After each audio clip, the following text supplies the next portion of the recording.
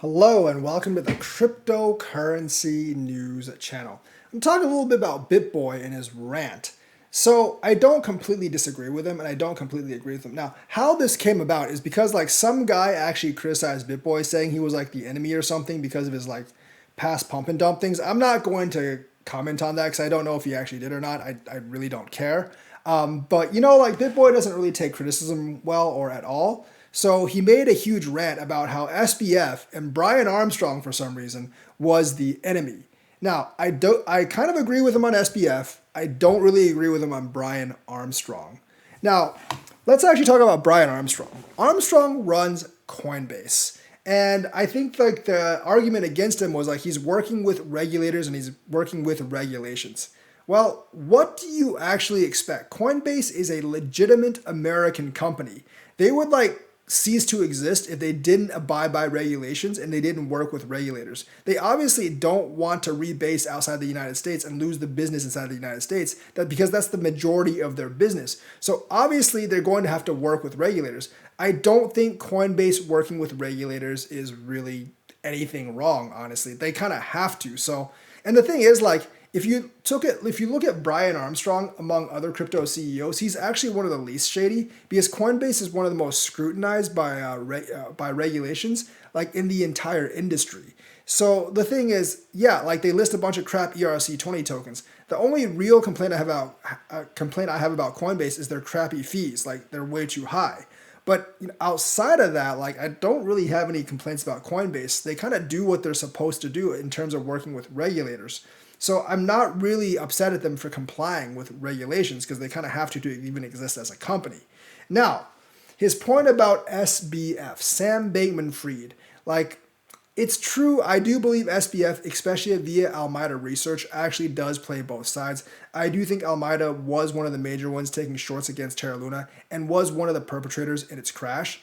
So what we're saying about SBF is essentially, yes, he takes advantage of weak participants in the market. Does that make him evil? Not necessarily, because for him to take advantage of Terra Luna had to be weak in the first place. Do Kwon just really thought of a really crappy mechanism that can easily be broken. Remember, Do Kwon knew for a fact that Terra Luna could be attacked. He actually started Basis Cash, which is a smaller version of Terra Luna, a couple of years back, and that crashed. So he fully knew 100% that Terra Luna could be attacked. And I guess SBF figured that out too, so he probably took a short and then attacked Terra Luna, and it worked.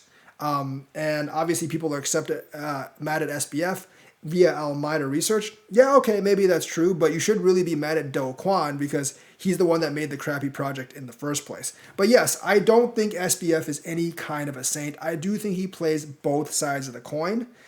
But I don't think he's necessarily a bad guy either. He does weed out a lot of the weaker players in the market, and then he tries to appear as a superhero, which I don't believe he is. But I don't necessarily see him as a villain either. But if you want to say he's bad and evil for playing both sides of the market and causing things to crash, okay, I can give that to you. I'll agree with you on that for SBF. Now the other thing is FTX has come out with this new thing where they actually have their own regulations about what's a security and what's not.